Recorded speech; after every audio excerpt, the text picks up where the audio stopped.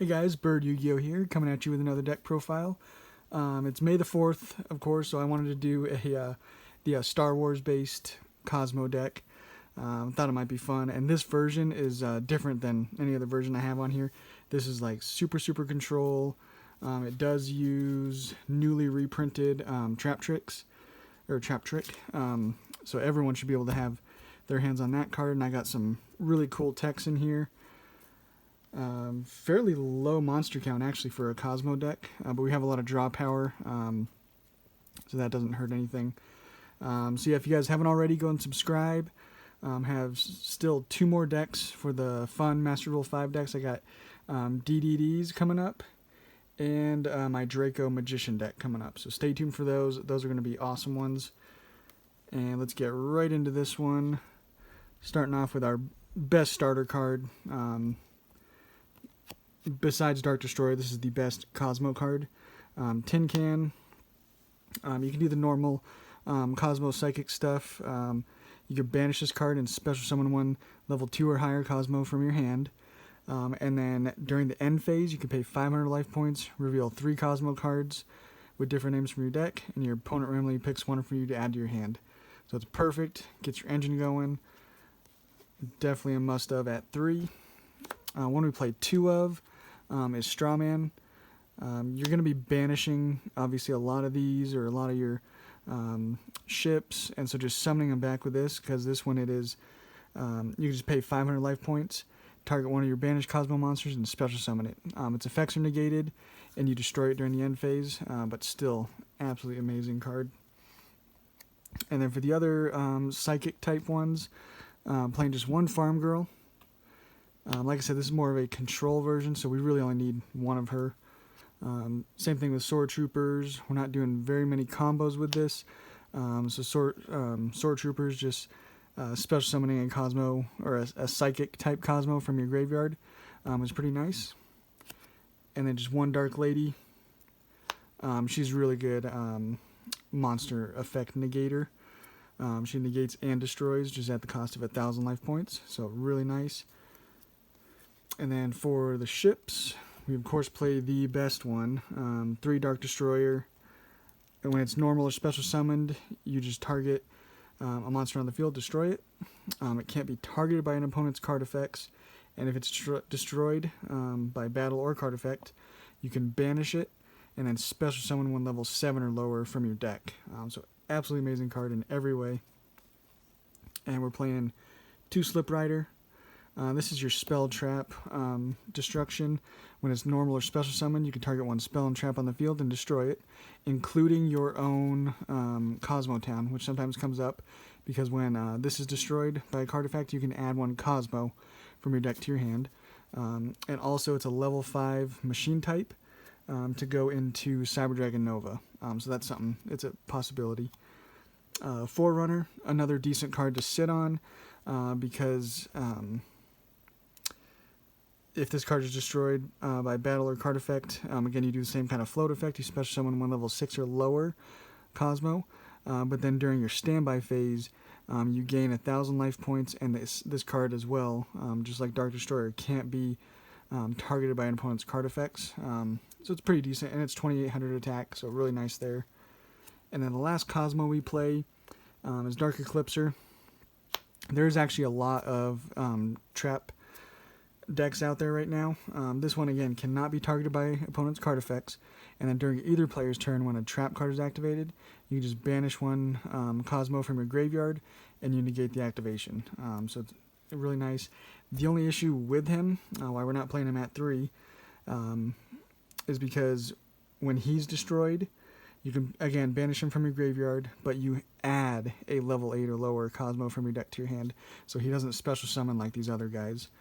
That's the only problem with him, but that's not always a problem. And then the last 2 monsters we play, 1 Artifact Scythe for locking out your opponent from special summoning from the extra deck, and then 1 Moral Attack for just destroying a face-up card your opponent controls.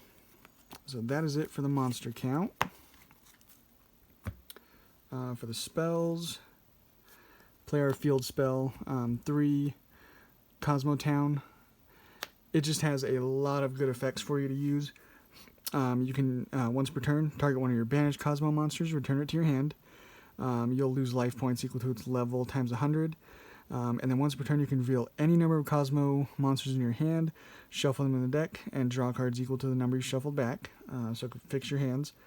And then if this card is destroyed, you can add one Cosmo from your deck to your hand. So just 3 really amazing effects. Definitely nice to see this. So 3 of that, definitely. And then one that I'm really liking playing with Cosmos is Super Polymerization. It's an amazing card, going first or second. So I really like it in a deck like this that can go first and second. Like I said, this build is kind of geared towards going first, but it's still always nice to have cards that can go second for you. So, and then some draw power, 2 Pot of Desires, 2 Allure of Darkness. We do play a good amount of darks, so I thought 2 would be nice. 2 Pot of Avarice. It doesn't always come up, but with Pot of Desires, I thought 2 would be fine. And then the last kind of draw card is Upstart Goblin. And also 1 card Destruction. Again, this is kind of a draw card. You'll send your entire hand to the graveyard, and then each player draws a number of cards. So can potentially fix some bad hands. And then we're also playing 1 Monster Reborn, summon back anything from the grave. 1 Emergency Teleport, summon a few of your level 3 or lower psychic monsters. You got a few options for that one. And then 1 Foolish Burial for just getting some monsters that you might need in the grave to summon back, or whatever you need with that. So that is your spell card. A pretty heavy spell lineup. And then our trap lineup is again fairly heavy. And our main card we just love seeing is Trap Trick. This is basically just going to get you to any of your other traps that you play. Which we play, of course, Artifact Sanctum, 3 of that. That's your main, I wouldn't say your main win condition, but it's your main card you want to see, especially going first. Set that, and you're usually sitting pretty well. Along with 3 Torrential Tribute.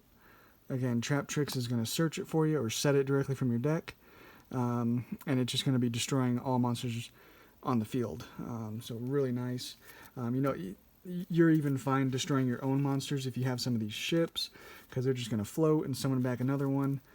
So I really like Torrential Tribute in Cosmos.